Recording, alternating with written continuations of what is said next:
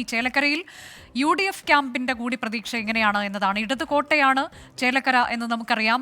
Pravitha Lakshmi UDF ക്യാമ്പിന്റെ പ്രതീക്ഷകൾ പങ്കുവയ്ക്കാൻ. Pravitha, good evening. ഇത്തവണ രമ്യ ഹരിദാസ് പാട്ടും പാടി ചേലക്കര പിടിക്കുമെന്നുള്ളതാണോ പ്രതീക്ഷ?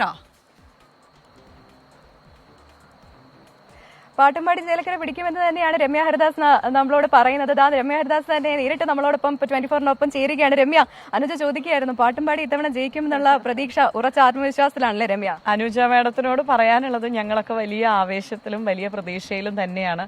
ഞങ്ങളുടെ സഹപ്രവർത്തകർ പോലും ഇപ്പം നിങ്ങളുടെ ഈ ഒരു ലൈവ് കാണുന്നുണ്ടാകും. അവരെല്ലാം വലിയ ആത്മവിശ്വാസത്തോടു കൂടി നാളെ കൗണ്ടിംഗ് സെന്ററിലേക്ക് പോവുകയാണ്. ചേലക്കര ഞങ്ങളെ കൈവിടില്ല എന്നുള്ള വലിയ ശുഭപ്രതീക്ഷയിൽ തന്നെയാണ്.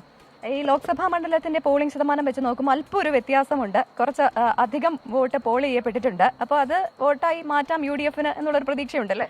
ഇപ്പൊ നിങ്ങൾക്ക് അറിയാലോ, 2019 ഞാൻ വരുന്ന സമയത്ത് ഇടതുപക്ഷത്തിന്റെ കോട്ട എന്ന് പറഞ്ഞു. പക്ഷെ അത് UDF ചേർന്ന് നിന്നു. അതിനുശേഷം വന്ന നിയമസഭാ തെരഞ്ഞെടുപ്പിൽ ഇടതുപക്ഷത്തിലാണ് 7 MLA-മാരും. പക്ഷേ ഈ 2024 തെരഞ്ഞെടുപ്പിൽ ഇടതുപക്ഷത്തിന്റെ ഏറ്റവും സീനിയർ ലീഡറും മുൻ മന്ത്രി കൂടി ആയിരിക്കുന്ന ഒരാൾ മത്സരിക്കുമ്പോൾ പോലും ചേലക്കര ഞങ്ങൾക്ക് നൽകിയ ഒരു പിന്തുണയുണ്ട്.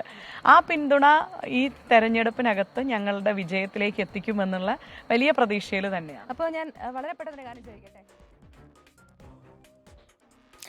അങ്ങനെ അവസാനവട്ട പ്രതീക്ഷകൾ രമ്യ ഹരിദാസ് ഞങ്ങളുടെ പ്രതിനിധി പ്രവിത ലക്ഷ്മിയുമായി പങ്കുവയ്ക്കുകയാണ്. വലിയ പ്രതീക്ഷയിലാണ്. പാട്ടും പാടി ജയിക്കുമെന്നുള്ള പ്രതീക്ഷ രമ്യ ഹരിദാസ് ഈ അവസാന മണിക്കൂറിലും പങ്കുവയ്ക്കുന്നു.